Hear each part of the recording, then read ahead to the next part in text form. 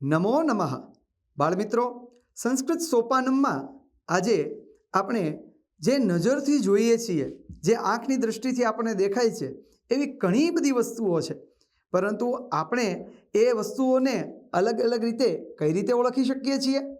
એની પાછળનું કારણ છે આપણી આંખમાં એ વસ્તુઓના રંગો દેખાય છે, અને એવા જ રંગોને આજે આપણે સંસ્કૃતથી જાણવાના છે.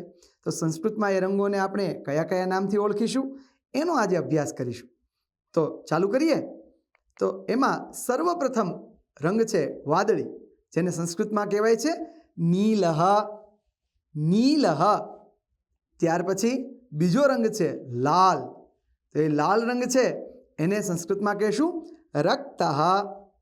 રક્તઃ. ત્યાર પછી ત્રીજો રંગ છે પીળો. તો એ પીળા રંગને આપણે સંસ્કૃતમાં કહેશું પીતઃ. પીતઃ. આ પીતઃ ઉપરથી એક હજુ વધારે યાદ આવે કે ઘણી વખત આપણે ક્યાંક કોઈ મંદિરમાં ગયા હોઈએ ત્યારે આપણે પિતાંબર શબ્દ બોલીએ છીએ. તો પિતમ અંબરમ યસ્ય સહ પિતાંબરમ, એટલે કે પીળું અંબર. અંબર કહેતા વસ્ત્ર.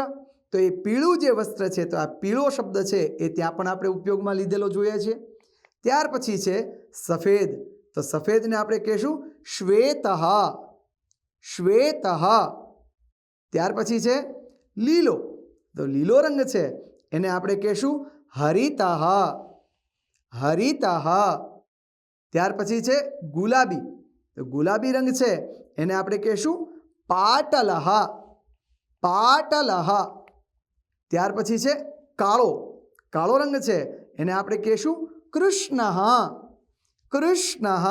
અહીંયા કૃષ્ણ કહેતા સર્વ કોઈને શ્રી કૃષ્ણ ભગવાનનું નામ પણ યાદ આવે.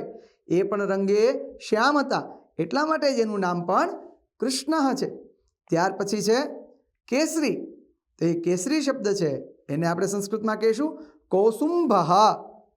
કૌસુંભઃ. તો આવી રીતે આપણે અલગ અલગ રંગોના નામ અહીંયા સંસ્કૃતમાં જોયા.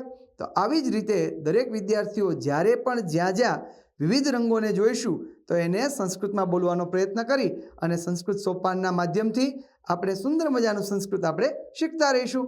અસ્તુ. નમો નમઃ.